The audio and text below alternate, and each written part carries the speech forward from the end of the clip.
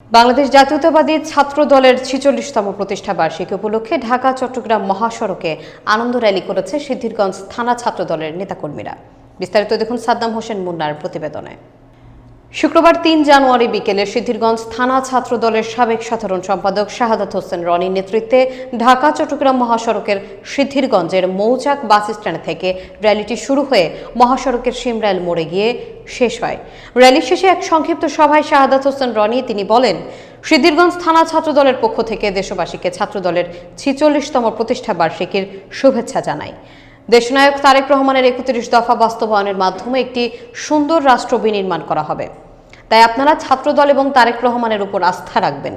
এ সময় উপস্থিত ছিলেন সিদ্ধিরগঞ্জ থানা ছাত্রদলের সাবেক সহ দপ্তর সম্পাদক রজব হাওলাদার ফাহিম, ৩ নম্বর ওয়ার্ড ছাত্রদলের সাবেক সভাপতি শরীফুল ইসলাম, সাবেক সাধারণ সম্পাদক আফজাল হৃদয় সহ আরও অনেকে।